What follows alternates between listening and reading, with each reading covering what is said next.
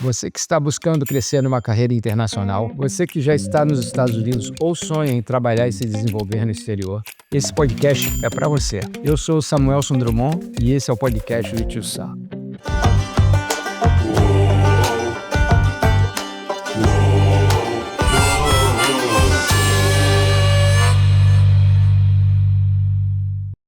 Este podcast tem caráter apenas informativo e educacional.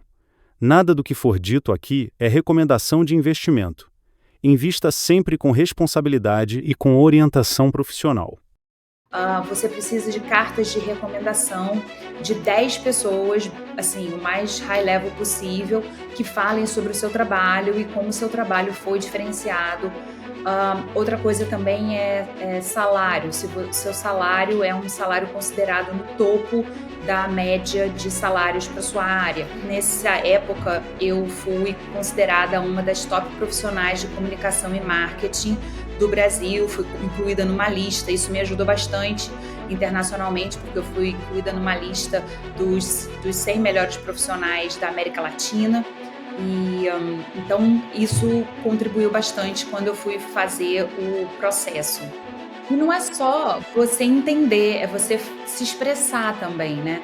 Eu acho que, especialmente sendo de comunicação, a frustração que eu tive no início, e que tem melhorado com o tempo, é que o vocabulário que você tem na sua língua nativa é infinitamente maior do que o que você tem, na sua segunda língua, né? Então, quando você se expressa, às vezes faltam palavras, ou você se expressa de uma maneira que não é tão sofisticada quanto a maneira que você expressa na sua língua nativa. E aí aquilo dá uma frustração, porque você fica sentindo que você não deu o seu melhor. E eu tenho a certeza, eu acredito muito que quando a gente está com foco, o universo conspira para trazer aquela situação, para trazer uma oportunidade para a gente. Então, continue acreditando, continue investindo em você e a coisa vai dar certo. O podcast do Tio Sam é patrocinado pela Drummond Wealth Management, um multifamily office especializado na gestão de recursos do mercado financeiro norte-americano e também no planejamento financeiro, sucessório e tributário nos Estados Unidos. Hoje estamos aqui com a Patrícia Malavez. A Patrícia Malavez é Global Strategic Marketing Manager na Grundfos. Patrícia, obrigado por estar aqui conosco hoje. Eu vou deixar você se apresentar com mais propriedade. Obrigada, Samuelson, pelo convite. Um prazer estar aqui. Eu comecei minha carreira no jornalismo. Trabalhei na TV Globo, trabalhei na Editora Abril, depois eu fui para Vale Petrobras por vários anos, também na FGV, e há 3 anos eu fiz a mudança para os Estados Unidos e há 1 ano e meio eu estou trabalhando para a Grundfos. Excelente. E conta um pouquinho como é que você chegou aqui nos Estados Unidos, Patrícia. Eu cheguei através do visto EB1, que é o visto de Extraordinary Abilities, e eu fiz um processo autopatrocinado. Então, é aquele processo que você mesmo não precisa ter uma empresa, né, que tenha uma vaga e que faça um convite. Então, você que decide que você quer ir e você faz um processo para que você possa ser aceito como um profissional altamente qualificado nos Estados Unidos. Ótimo. E é um visto assim bastante incomum, vamos dizer assim, talvez dos mais incomuns. Imagino que tenha aí alguns critérios especiais. Sim, eu posso contar um pouco. São 2 vistos principais que as pessoas podem usar para vir para os Estados Unidos sem necessariamente ter um convite de uma empresa. É o EB1, Extraordinary Abilities, e o EB2, NIW. O EB1 é um visto que ele tem 10 quesitos, e quanto mais quesitos você se qualificar, mais chances você tem de vir. E esses quesitos são sobre as suas conquistas profissionais. Então, se você foi convidado para palestrar em eventos e conferências, se você atua como juiz e de concursos para pessoas da sua área, se você é membro de associações que são feitas através de convite para pessoas altamente qualificadas da sua área, se o seu salário é um salário no topo 1% dos profissionais da sua área também. Então, tudo isso conta ponto, quanto mais quesitos você cumprir, melhor.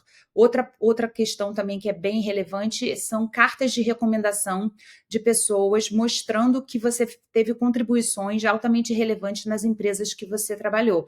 Então, do presidente da empresa, do CFO da empresa, ao longo da sua carreira, né? Então, e aí, quanto mais você tiver, mais quesitos você cumpre. E o EB2NW é sobre qual projeto que você tem para os Estados Unidos. Então, você também tem que ser um profissional qualificado e você tem que trazer uma proposta de como você vai contribuir para os Estados Unidos com a sua qualificação. Patrícia, conta então um pouquinho para a gente, desde a perspectiva daquilo que te levou a conseguir se qualificar para o EB1. Fala um pouquinho dos prêmios, você mencionou também participação em júris. Fala da sua carreira sob essa perspectiva, por favor. Claro, claro. Eu comecei no jornalismo, trabalhei na TV Globo, na Editora Abril. Depois eu fiz uma migração de carreira para a área de comunicação e marketing corporativa. Trabalhei na Vale por 10 anos, na área de relação com a imprensa, depois na área de digital. Fui responsável pela estratégia digital da empresa globalmente. Depois eu migrei para a Petrobras, fui assessora do presidente da Petrobras numa das gestões da empresa, e isso me ajudou bastante, né? Nessa época, eu entrei numa lista dos 100 profissionais de comunicação mais qualificados globalmente, então foi uma conquista super relevante, que também me ajudou na época do processo do EB1, né? Porque foi uma validação externa em relação à minha competência e à qualidade do meu trabalho. Trabalhei depois na FGV e quando eu comecei a fazer o processo, eu tive que solicitar cartas de 10 pessoas, né? Então, o presidente da Petrobras, o CFO da Vale. Então, esse nível de validação ajuda muito durante o processo, né? Pessoas o mais high level possível que possam falar sobre o seu trabalho e sobre a sua qualificação. Muito bom, muito bom. E participação de júris também, você comentou, eu vi no seu LinkedIn que tem a sua participação em vários júris também. Isso é importante para o EB1. É importante. A participação em júri é importante para o EB1. Eu participei de 2 tipos de concursos diferentes que avaliam projetos de comunicação em diferentes empresas. Então, isso mostra, né, a qualificação do profissional, porque se você está sendo convidado para ser jurado do concurso, é porque estão validando você. Tudo tem a ver com a validação externa da sua capacidade. Outra coisa também, palestras, conferências, tudo isso contribui bastante para a sua qualificação. Outro ponto que é bastante importante são validações externas sobre o seu trabalho. Então, se você é jurado de concurso, se você já foi convidado para ser palestrante, membro de associações, então toda essa validação externa ajuda na avaliação do seu processo. Outra coisa são cartas de recomendação de pessoas que falem sobre a sua contribuição. Eu tive carta do presidente da Petrobras, CFO da Vale. Então, essas cartas bem high level contribuem também para a qualificação do seu processo de Extraordinary Abilities. Bacana. E como é que foi a descoberta de que você se qualificava para isso?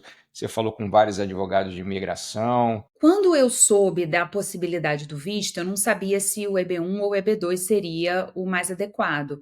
E aí eu comecei a conversar com alguns escritórios de advocacia, tem vários, e eu queria achar alguém que eu realmente tivesse conexão. Então, eu fiz 4 ou 5 entrevistas diferentes com escritórios e paguei por essas entrevistas. Existem alguns escritórios que oferecem gratuitamente, mas eu recomendaria as pessoas a procurarem escritórios que são bem qualificados e você paga $200, $300 por 1 hora de reunião com o advogado, e o advogado faz uma análise do seu caso.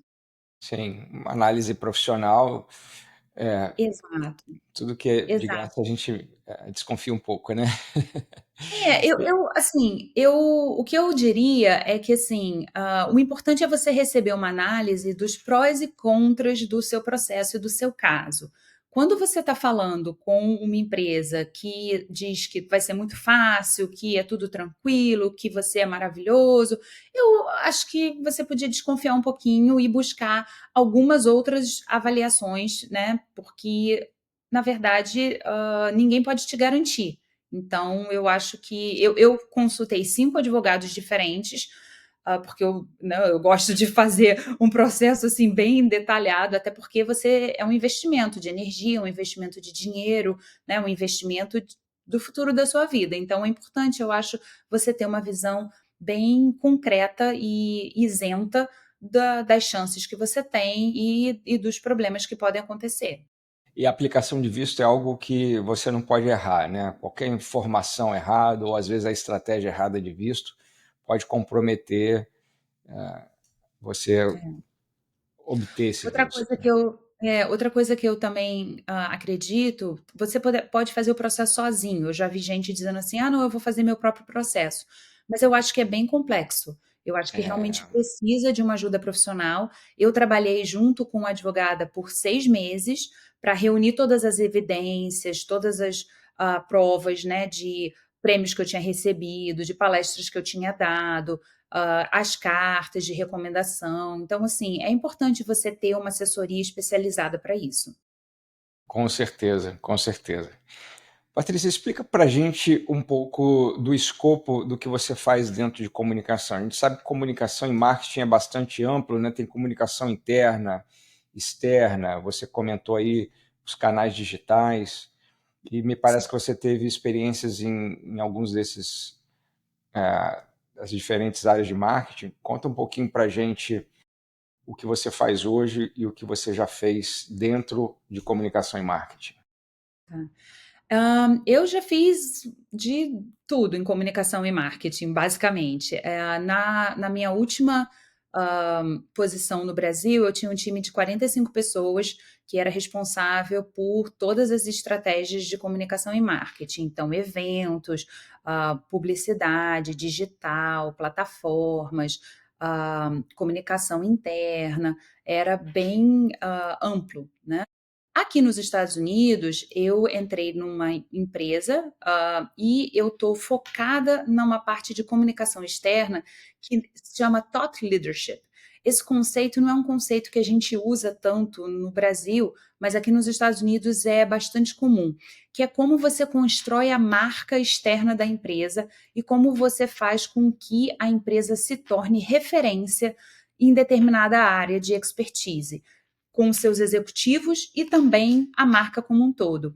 Então, no caso, a Grundfos é uma empresa de pumps, né? É a maior produtora de bombas de água do mundo. É uma marca dinamarquesa. No entanto, nos Estados Unidos, ela ainda não é tão conhecida. Então, como é que você traz essa reputação? Como é que você constrói essa visibilidade externa da empresa para uma determinada região? Eu atuo no time global, então eu atuo com Américas, Europa, EMEA, China e Austrália, APAC, né? E estou gostando muito, tem sido uma experiência incrível. Eu queria saber agora um pouquinho como que foi a sua adaptação pessoal e profissional aqui nos Estados Unidos. Hã, essa é uma ótima pergunta, porque a adaptação do imigrante, né, e isso não é só para os Estados Unidos, para outras pessoas também, amigos que estão na Europa, em Portugal, em outros países, é uma adaptação que ela demanda uma energia. Você não muda para uma outra cultura de uma forma Sim, simples, né? Você verdade. está longe da família, você tem que se adaptar a novos processos, a novas áreas, você não sabe como as coisas funcionam, e tudo isso demanda mais energia. Então, uma das dicas, eu acho, é você tentar buscar o que aquele lugar tem de melhor, sem ficar se prendendo ao que você estava acostumado no passado, né? Isso foi uma dica de um amigo que já morava há 20 anos nos Estados Unidos. Quando a gente estava pensando em vir, ele falou: olha, não adianta você ficar pensando na praia que você deixou no Rio de Janeiro. É melhor você pensar o que tem de bacana para você fazer em Houston, né? Para que você realmente se adapte ao lugar e você comece a curtir as opções que você tem aqui. Pois é, eu não sei como é que foi a tua adaptação na área profissional, mas eu, quando cheguei aqui em 2011, cheguei em Boston, fui expatriado por uma instituição financeira. Já tinha feito MBA nos Estados Unidos entre 98 e 2000. Tinha estudado durante a minha adolescência inglês, mas quando eu sentei nas primeiras reuniões, eu tive, inclusive, dificuldade em entender alguns contextos como é que foi essa adaptação à língua, ao inglês. Isso é super interessante, porque eu era muito fluente, falava inglês já super bem, mas você ter um contexto em que você tem reuniões esporádicas, né? Ou mesmo eu tinha reuniões semanais, mas você tem 1, 2 horas de reunião e depois você volta para o seu idioma nativo, né? Quando você está 100% falando inglês com diferentes sotaques de diferentes pessoas, no caso, a minha empresa é global, então tem muitas pessoas que estão também falando inglês como uma segunda língua, né? A sede da empresa é na Dinamarca. Então, isso realmente, você no início perde um percentual do que está sendo dito. E, ao mesmo tempo, você sente aquele cansaço de estar, né, o tempo todo se esforçando para compreender e para contextualizar o que está acontecendo. Mas com o tempo isso vai melhorando e tanto você vai crescendo, né, com o idioma, quanto você já vai entendendo melhor os contextos. Então, eu acho que o importante é pensar que só vai melhorar, né? É dali para melhor. Sim, sim. Mas também não achar que vai ser um mar de rosas, porque você tem que lidar com o inglês, às vezes, do indiano, que é difícil, ou do asiático, que às vezes também é difícil, ou algum acento de determinado estado dos Estados Unidos que é difícil de compreender. Não Então, é só você entender, é você se expressar também, né? Eu acho que, especialmente sendo de comunicação, a frustração que eu tive no início, e que tem melhorado com o tempo, é que o vocabulário que você tem na sua língua nativa é infinitamente maior do que o que você tem, na sua segunda língua, né? Então, quando você se expressa, às vezes faltam palavras, ou você se expressa de uma maneira que não é tão sofisticada quanto a maneira que você expressa na sua língua nativa. E aí aquilo dá uma frustração, porque você fica sentindo que você não deu o seu melhor, né? Ou que você não exato. está suando o 100% como você estaria no seu idioma nativo. É uma questão de adaptação, né? De se cobrar menos, porque o mais interessante é que essa cobrança eu vejo que é mais interna pessoal de cada pessoa. Quem está te ouvindo está querendo entender o que você está falando e não está preocupado, né, com o tipo de palavra ou vocabulário que você está usando. É mais a gente entrar e se sentir confortável com isso com o passar do tempo. Entender que esse processo é normal. Eu me lembro de um primo meu que passou um ano na Alemanha, numa multinacional alemã, e me lembro muito bem dele falar que estava em reuniões e ele sabia bastante sobre o assunto que estava sendo discutido, mas não tinha o vocabulário para se expressar adequadamente. Aí ficava muito frustrado porque ele sabia, queria se posicionar, mas ficava receoso de se posicionar porque faltavam algumas palavras. Então, tem que entender que existe um processo, né, de crescimento, inclusive no entendimento e, como você bem falou, também na fluência, né, da língua. É. Mas geralmente as pessoas não estão preocupadas com isso. Isso aqui é, assim, quando você percebe que o outro não tá, né, que isso é mais uma questão sua, aí eu acho que a pessoa consegue relaxar melhor. Relaxa mais, né? É. Muito bom. Eu vou fazer uma brincadeira agora, Patrícia, perguntar sobre algumas coisas. Um hobby. Hobby, você sabe que isso é uma coisa interessante? Eu queria fazer um comentário. Quando a gente chega num país novo, parece que a gente tem, de repente, liberdade para se reescrever. Então, assim, fazia anos que eu não fazia desenho e pintura. 15 anos era uma coisa que eu super gostava. E aí, quando eu cheguei aqui, eu falei assim, gente, o que eu quero fazer de diferente, né? Parece que você começa um novo capítulo. E aí eu voltei, entrei numa escola de artes aqui em Houston, na Glassell Art School, e comecei a fazer desenho e pintura e estou adorando. Que bacana, que bacana. Um esporte predileto.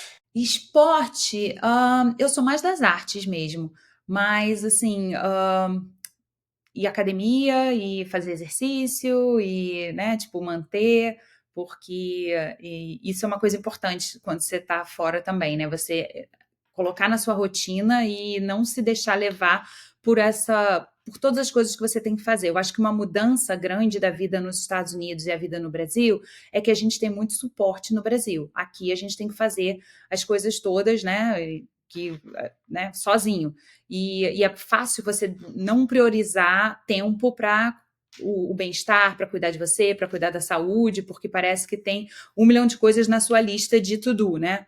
Então, Academia você vale vai. demais. Academia vale. Exatamente. É isso aí. O lugar mais bonito que você já visitou, Patrícia? Mais bonito. Aí eu já visitei bastante lugares, porque meu pai era piloto de avião, então eu viajei bastante quando eu era nova e eu adoro viajar. Mas a Croácia me surpreendeu muito. Tem lugares assim incríveis. Dubrovnik, Hvar são espetaculares. Croácia, uau. Botar aqui no meu shortlist de lugares para Pode pôr, visitar. porque E um livro que você ah, recomende. tá bom. Um livro que eu recomendo, eu vou ter que dizer o meu livro. Eu acabei de escrever um livro em colaboração com outras 12 autoras aqui, Six Figure Chicks. É um livro super bacana. O que é o Six Figures Chicks? Tá bom. Six Figure é 6 dígitos, né? Então são mulheres que tiveram carreiras bem-sucedidas, atingiram, né, um salário anual de 6 dígitos, que aqui nos Estados Unidos tem essa expressão, né?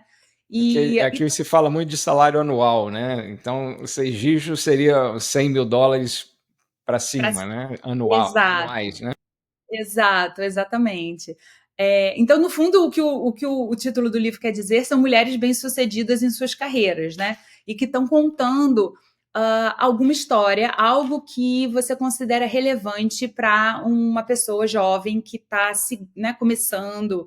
E é muito legal porque são 12 histórias de 12 autoras que mostram justamente que o caminho não é um mar de rosas. Você tem percalços, você tem problemas e você consegue superar. Então, no meu capítulo, eu conto sobre a minha história de pessoal quando eu estava tentando engravidar da minha filha e que eu tive alguns abortos, né, nesse processo e fiquei vários anos tentando engravidar. Então, esse tema da infertilidade é um tema que as pessoas não compartilham muito. É muito, né, pessoal, reservado, e você pode ter um colega de trabalho passando por isso e você não sabe. As pessoas não comentam, né? E o meu processo, ele foi um processo que me levou para uma busca espiritual sobre o feminino, o divino feminino, a entender como nós mulheres, especialmente no mercado de trabalho, né, bem-sucedidas, a gente atua muito dentro da energia masculina, de ser bem-sucedida, de fazer, de entregar, de performar, e a energia feminina, que é a energia da criatividade, da cocriação, da colaboração, isso é algo que muitas das vezes acaba não sendo valorizado. E a energia, a gente não está falando de gênero, homem e mulher, a gente está falando mais da energia mesmo, yin e yang. Então, você pode ter um homem que tem uma energia feminina super balanceada, né? Então, esse tema me levou a descobrir esse universo e eu compartilho essa história no livro com outras mulheres e tem sido uma experiência super bacana porque eu tenho recebido feedback de várias pessoas que se identificam ou que tiveram problemas também de infertilidade ou que também buscam esse equilíbrio maior, né, entre a energia do feminino e do masculino, né, nas suas vidas pessoais e também no mercado de trabalho, dentro das empresas, das corporações. Como é que a gente dá mais espaço para a intuição, para a emoção, para trazer essa autenticidade, né? Muito importante o que você falou, Patrícia, e eu gostaria de explorar duas coisas aqui do que você mencionou. O aspecto da resiliência, da importância da resiliência para você galgar esses degraus aí dentro da esfera corporativa e também como é que você vê o mercado de trabalho nos Estados Unidos comparado ao Brasil em relação às políticas para mulheres? Muito interessante essa pergunta sobre a resiliência, porque eu vejo que a gente tem uma preocupação muito grande em performar, em ser bem-sucedido, em crescer na carreira. E isso traz um pouco de uma mentalidade de competição. É como se a gente estivesse trabalhando na escassez, né? Tem pouco e eu preciso correr atrás e conquistar o meu espaço. Tem uma outra maneira da gente pensar, que é como é que a gente atua na abundância. E isso é você atuar um pouco, como eu estava falando, dentro mais dessa energia do feminino, que considera que existe espaço para todo mundo, que a abundância do universo é infinita e que se a gente focar em trazer o nosso melhor, a gente vai conseguir conquistar o espaço. Então, é um pouco como é que a gente atua sem tanto esforço, sem tanta dificuldade, né? E como é que a gente deixa que as coisas aconteçam atuando dentro dessa ideia de colaboração, de cocriação, que os colegas de trabalho todos podem atuar em conjunto e a gente realmente trazer algo de inovador, de cocriação para a corporação. E no aspecto de mercado de trabalho, você vê alguma diferença entre Estados Unidos e Brasil no tratamento, é, vamos dizer, em termos de oportunidades, né, que é dado às mulheres? Uhum. Hã, a minha experiência nos Estados Unidos é muito dentro de uma empresa, que também tem uma mentalidade europeia, né. No caso, a Dinamarca, a Escandinávia, são empresas que são eu estou atuando nos Estados Unidos, mas numa empresa com, sede europeia, então eu acho que isso também contribui muito para esse espaço que as mulheres têm no local de trabalho, né. Eu acredito que a Escandinávia, Dinamarca, Noruega, eles estão no edge, assim, na frente, Vanguarda, né? na vanguarda, exatamente, do pensamento em relação à equidade de gênero, né. Então existe, bastante mulheres, posições de liderança, cada vez mais, né, existe ainda um gap, eu acho que em todas as indústrias.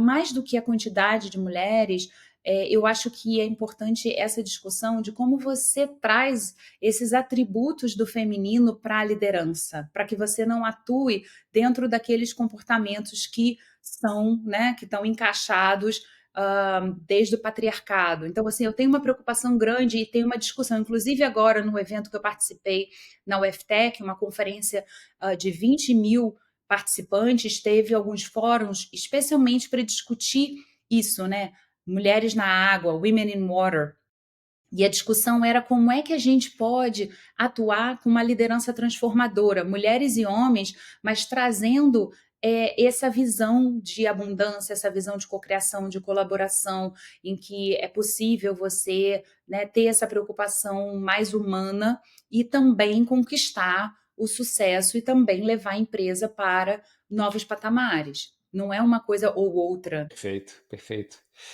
Patrícia, você passou por Petrobras, passou por Vale, passou por empresas super reconhecidas dentro do Brasil, e eu me lembro da gente ter tido uma conversa onde você citou a questão de como nos Estados Unidos essas empresas não têm a mesma, vamos dizer, visualização ou reconhecimento que se tem no Brasil ou na América Latina. Como é que isso impactou, vamos dizer, as oportunidades que você teve aqui? Você podia explorar um pouquinho esse assunto? Sim. Eu acho que uma coisa, né, desse tipo de visto autopatrocinado é que você recebe o seu green card e depois você tem um desafio, né? Como é que eu vou agora me inserir no mercado de trabalho? E é um pouco o que você estava comentando. No caso, eu tinha uma carreira super bem sucedida com empresas, né, que no Brasil são muito significativas, Vale, Petrobras. E quando você está concorrendo a uma vaga nos Estados Unidos, essas empresas não têm a mesma relevância, o nome, né, e a reputação do que as empresas americanas. Então, o que eu percebi que era muito importante era eu investir em networking. Quanto mais pessoas me conhecessem, quanto mais pessoas falassem comigo, quanto mais pessoas, né, tivessem o conhecimento da experiência que eu tinha, melhor. Até porque eu acredito também, como gestora, que tem uma parte de energia, né, de compatibilidade. Então, quando você está conversando com alguém ao vivo, a pessoa está te percebendo de maneiras múltiplas, né? Não é só o seu currículo, não é só o papel que está falando sobre a sua experiência, é o todo. Então, eu daria uma dica para que as pessoas invistam muito em networking. Network é super importante. Às vezes a gente está muito focado na nossa carreira interna, fazendo muitas conexões internamente e se esquece um pouco do externo, desse network externo que abre portas para outras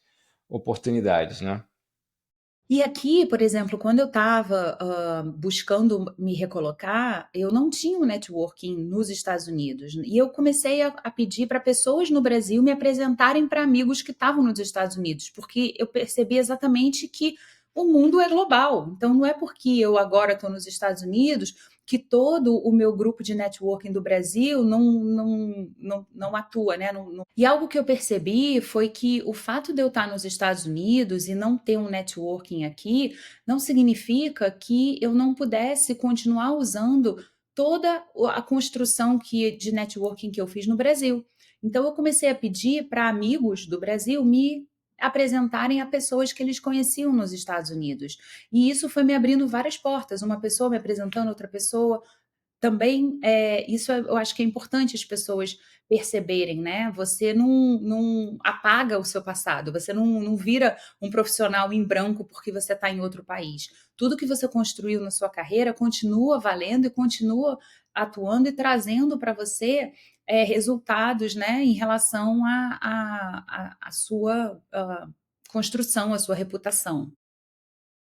E é interessante o fato de você ter vindo para uma área que é a área de comunicação. Naturalmente, você tende a pensar que a pessoa mais adequada para aspecto da comunicação é um nativo daquela língua, né? Conta um pouquinho para a gente sobre isso, porque pode ajudar outras pessoas que têm essa visão e talvez estejam se limitando a dar um passo mais ousado, porque como é que eu sou de comunicação, como é que eu sou de marketing, eu vou fazer essa migração do Brasil para os Estados Unidos ou Europa sem ser um nativo da língua. Isso é super interessante, porque passa na cabeça, né, a gente pensa assim: "Ai, mas eu não sou nativo, como é que eu vou escrever um texto, como é que eu vou, né, fazer um conteúdo em inglês?". Hoje, com inteligência artificial, com ChatGPT, com Grammarly, qualquer detalhe, assim, mais gramatical, o que você traz é a sua experiência estratégica, né, de todos os projetos que você já fez. E uma coisa eu posso afirmar com toda certeza: o profissional brasileiro qualificado, ele é altamente atrativo no mercado dos Estados Unidos e da Europa. Às vezes a gente tem aqui um pouco aquela síndrome do vira-lata, né, de achar que fora as pessoas, né, são mais qualificadas, mas o nível de profissional que eu atuava, o nível de agência, de comunicação, o nível de profissionais que eu tinha na minha equipe, não deixa a desejar e muitas vezes é superior aos profissionais que eu encontro aqui. Sem dúvida, sem dúvida. O Brasil produz profissionais de primeira linha, criativos, comprometidos, e quem faz uma migração está a fim de trabalhar duro, né, Patrícia? É. Eu acho que é exatamente isso, assim, o nível de comprometimento que a gente tem com a entrega, com a qualidade do nosso trabalho, o que a gente traz, né, de flexibilidade, de diferentes tipos de ideias, de criação, né, o profissional brasileiro, ele é um profissional que ele não é muito nichado, né, ele é generalista, ele teve que atuar em diversas frentes, então a gente traz uma visão mais global, a gente traz uma visão mais holística, que eu acho que muitas das vezes falta aqui nos Estados Unidos. E qual o impacto que você vê, você citou a inteligência artificial, algumas ferramentas na sua profissão, na sua área de atuação? Ai, tem impactado bastante, porque você consegue otimizar a criação de conteúdo, especialmente criação de conteúdo, né, com essas ferramentas de inteligência artificial. O que a pessoa precisa ter muito cuidado é de não perder o tom, né. Então, especialmente quando você está fazendo um conteúdo em inglês, e eu trabalho, o meu time hoje tem uma pessoa no México, tem uma pessoa na Argentina, então tem várias pessoas que também estão atuando com o inglês como segunda língua. E eu digo assim, usa a inteligência artificial como um primeiro rascunho, mas é muito importante você trazer o seu toque, você ajustar, você realmente dar uma autoria pessoal para aquele conteúdo que você está fazendo. Mas como primeiro rascunho e depois como correção gramatical, é espetacular.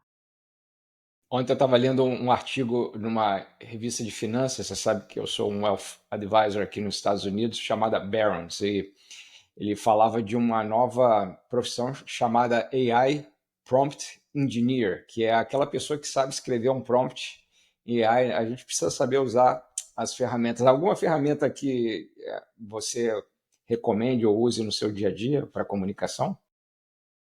Então, eu uso bastante todos os geradores, né, de inteligência artificial generativa, ChatGPT, Copilot da Microsoft. Tem sido super bacana o Copilot agora, se você quer se preparar para uma reunião e verificar os documentos que você já recebeu sobre determinado assunto, ele faz um resumo. Reuniões que você participa e é gravada, ele cria um resumo da reunião.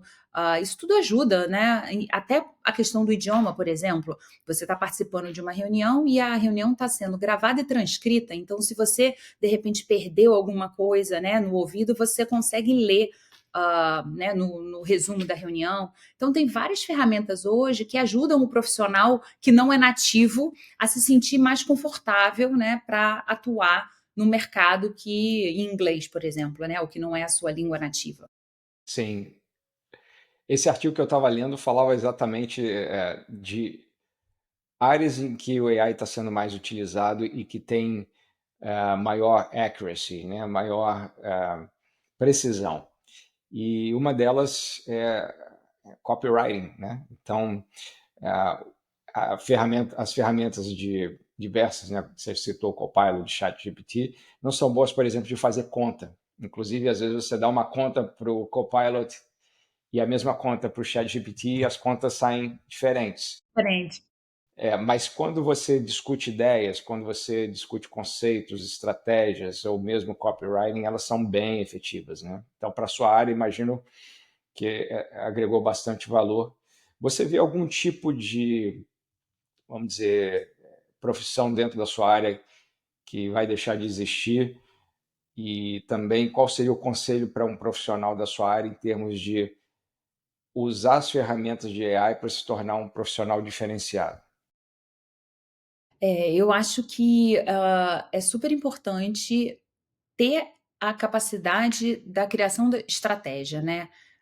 Então, a gente não pode, assim, a nova geração não pode simplesmente usar as ferramentas de inteligência artificial sem entender como que você faria a pesquisa, digamos assim. Eu sou jornalista e quando eu comecei na carreira, você tinha que pesquisar sobre o tema que você ia escrever em diversas fontes de informação, e isso ajudava você a entender o tópico para que você pudesse, né, entrevistar uma pessoa, para que você pudesse escrever o artigo. Então, essa capacidade de você usar diferentes fontes de informação para você fazer a sua conclusão do assunto, eu acho que é super importante. E você não pode simplesmente colocar um prompt no chat GPT, pegar a informação que está ali disponível e achar que aquilo ali é o resumo de tudo que existe, né? Então, mesmo com a inteligência artificial, é muito importante as pessoas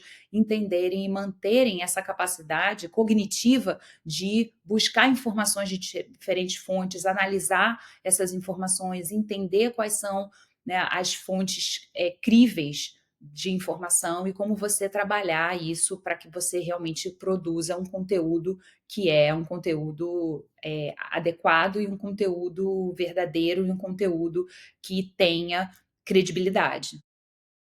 Excelente. Patrícia, conta para gente um pouquinho agora sobre as diferentes áreas de marketing, e como é que você vê profissionais hoje em áreas que talvez estejam mais em crescimento, outras áreas que talvez estejam mais estáveis. Então, a gente tem o marketing digital, a gente vê muita coisa indo para social media, né? Podcasts como esse, Instagram,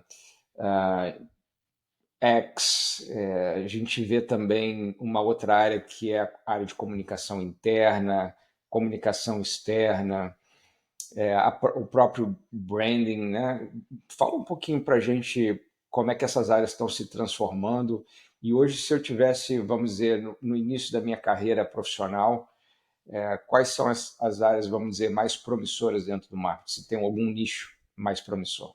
A área de comunicação, ela passou por uma revolução muito grande nas últimas décadas, porque o surgimento, né, das redes sociais, do digital, transformou profundamente como as pessoas se comunicam. E, naturalmente, isso faz com que as empresas precisem estar nesses novos espaços de comunicação para se comunicarem com as audiências, os seus públicos.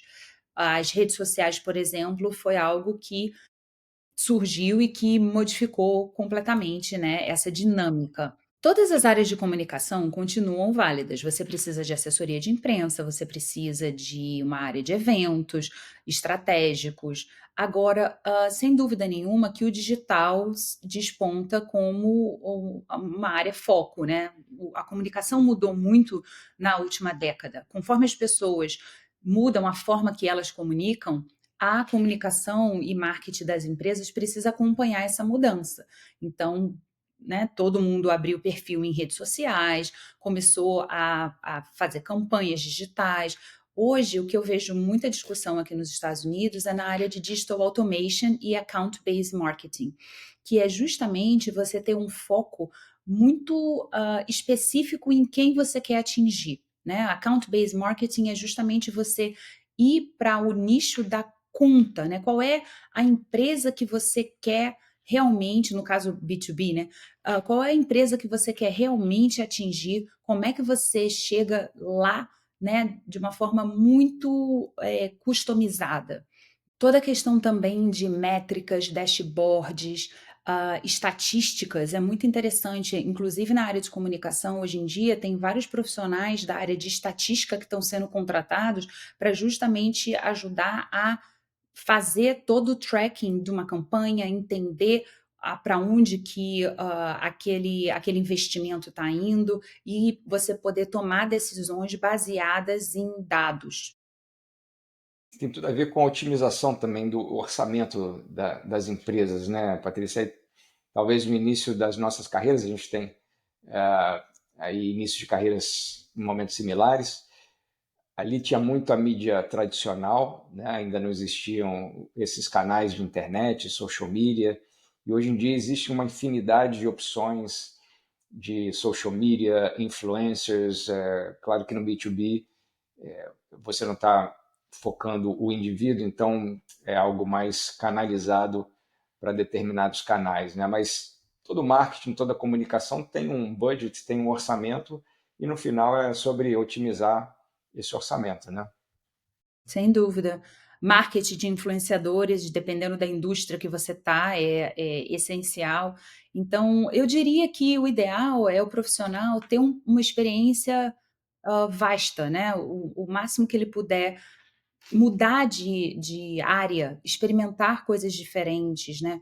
Não ficar só focado numa determinada especialização e realmente entender um pouco dessa estratégia 360. Eu acho que isso, né, comunicação e marketing integrados é super valorizado.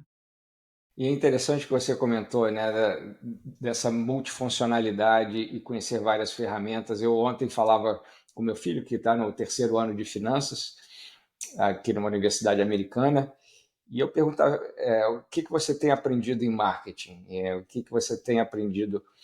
E são conceitos, né? Então eu falava para ele, olha, é interessante aprender os conceitos, mas você precisa também aprender as ferramentas, né? E se eu tivesse no seu lugar, eu aprenderia isso, isso e isso, algumas ferramentas do próprio marketing, vamos dizer, de copywriting, de video making, outras de inteligência artificial, porque essa geração ela é uma geração que vai precisar dessas ferramentas e muitas dessas ferramentas não vão aprender na faculdade, né, Patrícia?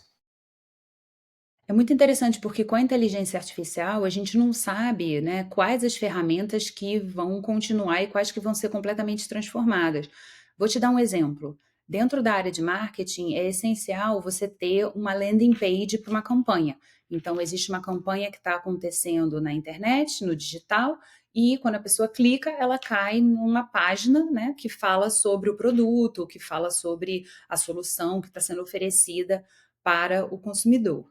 Essa landing page, você precisava antigamente programar ela e levava vários dias. Depois você começou a ter templates em que você já tinha, né, todas as áreas prontas, você só incluía conteúdo. Era como se fosse assim, pecinhas de Lego que você colocava juntas e facilitava e fazia com que ficasse muito mais rápido. Hoje existe um site de inteligência artificial, e vários, na verdade, um deles chama Lovable, e você digita um prompt dizendo como você quer que a sua landing page seja, e ele cria a landing page a partir de um texto de 5 linhas. Então, assim, em segundos, né? PowerPoint, apresentações, então tudo está sendo mudado, né? Eu acredito que realmente assim, em alguns anos a gente vai trabalhar de uma maneira muito diferente da que a gente trabalha agora, e o grande valor é justamente o pensamento por trás, né? Como fazer a solicitação, como pensar na estratégia, como analisar a resposta que você está recebendo da inteligência artificial. Isso é que vai ser o X da questão. Patrícia, agora vamos falar um pouquinho da sua saída do Brasil aqui para os Estados Unidos. Algumas coisas que você gostaria de ter aprendido antes de sair do Brasil. Eu vou te dizer algumas das minhas. Por exemplo, eu cheguei numa instituição financeira e não sabia o que era um 401k, como funcionava um 401k. Eu não sabia que quando chegasse aqui, mesmo com um salário, com bônus, aqueles benefícios normais de uma grande corporação, eu não teria crédito, né? Porque eu estava acostumado com o crédito era dado baseado no meu salário.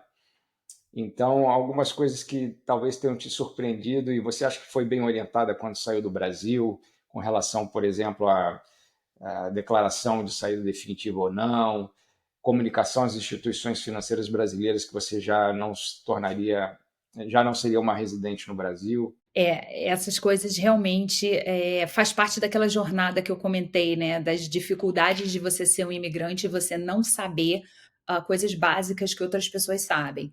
Então, por exemplo, uma coisa que é bem complexa, especialmente nos Estados Unidos, é o sistema educacional. Então, o fato de que a escola que o seu filho vai frequentar tem a ver com aonde você está morando.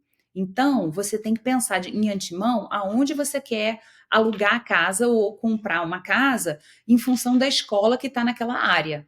Só que o sistema da escola, que chama ISD, ele não é o mesmo da região do bairro. Então, você tem que casar, é super esquisito e super complexo. Então, você tem que entender como é que isso funciona. A escola elementary e depois a escola middle school. Então, se você quer comprar uma casa, você tem que entender qual é a escola que você está zoneado e depois qual é a outra escola que você vai estar zoneado. A não ser que você queira botar o seu filho em escola particular, mas aí você está falando de 20, 30 mil dólares por ano. Então, são coisas assim que você tem que sentar e falar assim, não, me explica como é que funciona, porque eu sou completamente iletrado nesse tema, que para as outras pessoas é algo normal. Então, a questão do crédito também, né, de ter um cartão de crédito.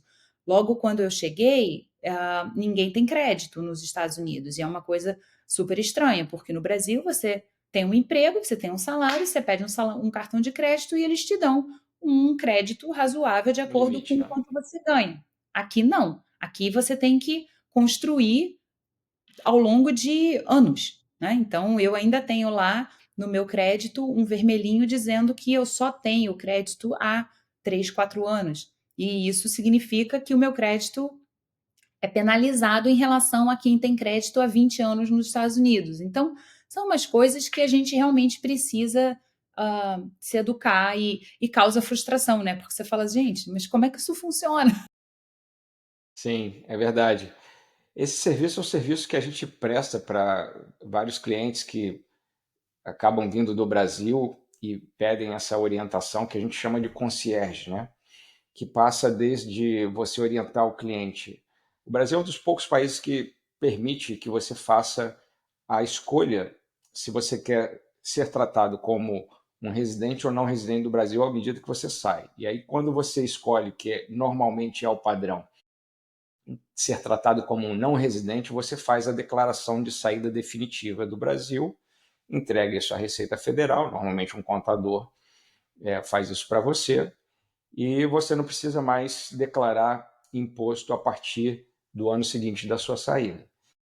E normalmente as empresas, as grandes empresas, fazem isso bem, orientam bem os seus clientes, ou desculpa, os seus funcionários a fazerem essa declaração de saída definitiva.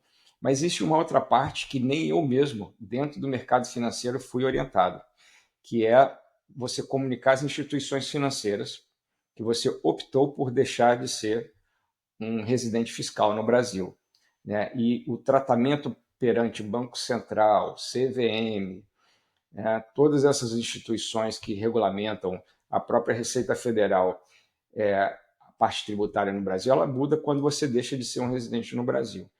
Então, desde essa saída do Brasil até a chegada nos Estados Unidos, você mencionou aí a escolha de uma escola, tem o aspecto da construção do crédito, tem o aspecto também de fazer seguros, porque quando você não tem um histórico aqui, você não tem um histórico nem de motorista. Me lembro que eu tive dificuldade com o preço do meu seguro de automóvel, porque eu não tinha um histórico como motorista nos Estados Unidos. Então, toda essa chegada, essa saída e essa chegada, que a gente chama de serviço de concierge, a gente consegue hoje prestar para pessoas que estão vindo do Brasil, que é algo que eu desejaria muito que eu tivesse. Eu tive algum apoio, mas foi bem, vamos dizer, pela metade, eu diria. É. Não, isso é super importante, sem dúvida nenhuma, porque é uma situação nova, né? Uhum. A mesma coisa comprar casa. A quantidade de agentes que existem na compra de uma casa, no Brasil você tem o vendedor, o comprador e o corretor, né? São 3 agentes e ponto. Aqui você tem 15 diferentes, você não entende direito o que cada um faz, que taxa que cada um cobra. Então também né? Você E, fica zonzo, né? Para entender o processo. Faz parte, né? De você estar aprendendo uma outra cultura. e os corretores são especialistas em determinadas regiões. Quem faz venda é bem especializado em venda. Quem faz aluguel bem normalmente é especializado só em aluguel. Então são nuances que a gente não sabe nem ao certo o que fazer. Vou te dar um exemplo. Quando eu fui comprar um carro em Boston, Aham. primeiro, antes de vir para Houston, eu fiquei quase 7 anos em Boston, onde era a sede dessa instituição financeira. E eu fui comprar um carro e o vendedor me falou que eu precisava de um carro 4x4. Eu falei, não, é mais caro, para que eu preciso de um carro 4x4? Ele falou, por causa da neve, porque você não quer derrapar e se você tiver um carro que não seja 4x4 aqui, você vai ter dificuldade quando nevar. Então são pequenos detalhes que a gente nem sabe que precisa, sabe aquela coisa, a gente não sabe que precisa de determinados serviços até se deparar com as situações. Então, essa questão de ter um serviço de concierge na saída e na chegada aqui alivia bastante a pressão da adaptação, na minha opinião. Comprar carro é uma coisa complexa, né? Porque é fácil você ser engambelado porque você também não conhece os diferentes tipos de processo, taxa, e aí te falam que você precisa de uma determinada proteção contra isso, contra aquilo, e você, né, tipo, então tá bom. Aí tem algumas coisas que vêm embutida no preço do carro, que depois você Exato. descobre que não precisava estar. o leasing também, né, que é uma No Brasil só tem financiamento, né? Aqui tem financiamento e leasing, né? Tem as duas então, opções. aluguel, né, você aluga o carro, né, como se estivesse pagando. E o meu carro novo é um aluguel, mas demorei 3 anos e o terceiro carro, aí me eduquei, li pra caramba sobre leasing para negociar. Outra coisa que eu descobri, que é uma super dica, você pode ir numa concessionária, pegar todas as informações, fazer uma primeira avaliação do seu carro, depois você volta e por telefone você fala com outras concessionárias e diz assim, olha, eu tenho essa oferta, você tem uma oferta melhor para mim? Sim. E aí você começa a entrar numa negociação, né? Porque se você está dentro da concessionária, o cara vai fazer de tudo para você assinar com ele lá. Então você tem que sair da concessionária e depois, por telefone, negociando. Então são coisas que você vai aprendendo com o tempo, né? No outro E, país. e se aprende meio. Normalmente, quem chega mesmo transferido para uma grande corporação, como foi o meu caso, e de muitos outros, e que tem esse apoio. Eu tive contador durante o meu início aqui nos Estados Unidos, tive uma pessoa só para me ajudar a escolher as escolas dos meus filhos, né? Tive contador no Brasil para fazer minha declaração de saída definitiva, tudo isso fornecido pela empresa, mas um corretor para me ajudar a alugar uma casa assim que eu. Mas são N detalhes que a compra do carro eu tive que fazer sozinho, né? No final, a contratação dos seguros todos eu tive que fazer sozinho e ainda performar no trabalho, chegando e se adaptando, e uma cultura nova, colegas de trabalho novos, desafios profissionais novos. Então, quando você tem essa Família se estrutura, adaptando, né? família Também, se né? adaptando, você ali cuidando para que a esposa fique bem, porque a gente conhece, né, casos de cônjuges que não se adaptam e aí a pessoa tem que voltar para o Brasil por uma falta de adaptação do cônjuge. E pode ser o marido ou a esposa, né, dependendo de quem vem transferido. Tem a questão E dos as crianças filhos. também, né? A Os gente filhos fica. mais novos é mais fácil se adaptar, quando os filhos são adolescentes, nem sempre. Então, já é um conjunto de desafios pessoais, e quando você soma isso, essas coisas, vamos dizer, administrativas que você tem que resolver na saída lá do Brasil e na chegada, pode ser um peso bastante grande. Você tira um fardo quando É. você tem essa orientação correta, né? Sem dúvida. No meu caso, como eu fiz esse visto, né, que é autopatrocinado, eu não tive nenhum desse apoio, né? Então, você tem que descobrir as coisas através de outras pessoas e contratando serviços que te ajudem, né, a tirar um pouco desse peso, porque é o que você falou, é a sua vida profissional, é a sua vida pessoal, é os filhos, a minha filha tinha 4 anos e foi para a escola, não sabia falar inglês, né? Falava, sei lá, 3, 4 palavras. Então, assim, enquanto ela estava ali naquela adaptação, eu e meu marido, a gente estava super tenso, né? Ai, como é que tá? Como é que tá o dia dela? Será que as pessoas estão tratando ela bem, né? Será que ela está conseguindo se comunicar minimamente? Depois de os dois primeiros meses foram tensos, mas criança aprende muito rápido, né? Então, assim, em 2 meses ela já estava falando, já estava se expressando. Então, mas é isso, você vai passar por esses momentos e você vai precisar de suporte. E coisas assim básicas, né? No início eu cheguei, por exemplo, e não sabia como funcionava um 401k. Estava dentro de uma instituição financeira, meu RH só me perguntou: você quer ou não quer? E eu vim com uma proposta de ficar 2, 3 anos e voltar para o Brasil. Estamos falando de 2011, Estados Unidos se recuperando de crise, o Brasil 2011 muito bem. Eu falei: fico 2, 3 anos, meus filhos aprendem inglês, eu tenho essa experiência profissional e retorno para o Brasil. O Brasil está decolando, né? Aquela época do Cristo Redentor, com a imagem de foguete na capa da The Economist, né? Todo mundo achando agora vai, né? Até que não foi. Então a gente tinha esse plano de realmente regressar para o Brasil. Eu falei: não quero esse negócio de 401k, não, eu não vou levar isso comigo, é um plano local. E não é nada disso, né? O 401k, que é a previdência patrocinada aqui nos Estados Unidos, você bota um percentual, normalmente a empresa coloca um outro percentual, que é o que a gente chama de matching. Então, vamos supor que você bota 4% do seu salário de contribuição, a empresa faz um match, vamos dizer, de 4%. E esse dinheiro é seu. Normalmente, normalmente é seu. Normalmente você está, o que a gente chama de 100% vested, né? Eu não sabia disso.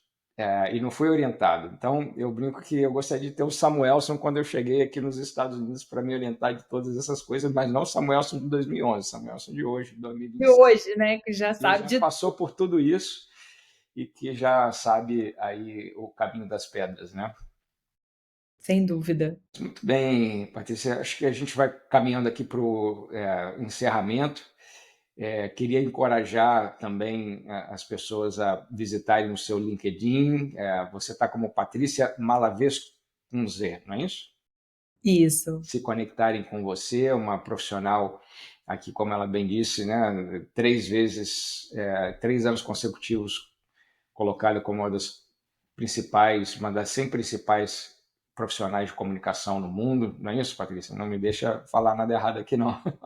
Foi isso. Foi E uma grande honra. também coautora de um livro. Onde é que a gente encontra o seu livro, Patrícia? Amazon, Tá Brasil, vendendo Estados Unidos? vende na Amazon do Brasil, vende na Amazon dos Estados Unidos. Six Figure Chicks Houston Edition. A gente encontra em inglês e português o livro? Não, o livro ele vende na Amazon do Brasil, mas ele vende em inglês. Você pode baixar para o Kindle como um PDF, mas tem a minha página, que é patriciamalavez.com. Lá a pessoa pode baixar em português e em espanhol. Maravilha. Patrícia, para a gente encerrar, uma mensagem que você queira deixar para quem está aqui nos Estados Unidos procurando ter uma carreira de sucesso, ou para quem está no Brasil procurando migrar para os Estados Unidos ou outros países? Eu diria que acredite no seu potencial. Nós somos profissionais altamente qualificados. A gente não tem por que achar que a gente está atrás, seja pelo idioma, né, porque a gente não fala tão bem, ou por qualquer outra síndrome de impostor que surja, né, porque você mudou a sua situação e porque você não está se sentindo mais confiante. A gente realmente consegue se recolocar. É uma questão de ter paciência, é uma questão da gente fazer networking, da gente conhecer pessoas, e eu tenho a certeza, eu acredito muito que quando a gente está com foco, o universo conspira para trazer aquela situação, para trazer uma oportunidade para a gente. Então, continue acreditando, continue investindo em você e a coisa vai dar certo. Maravilha. Patrícia, te agradeço um montão. Obrigado pela tua participação, pelo teu tempo e pelos insights preciosos. Obrigada, foi um super prazer e um grande abraço para todos. Obrigado. Até a próxima, Patrícia.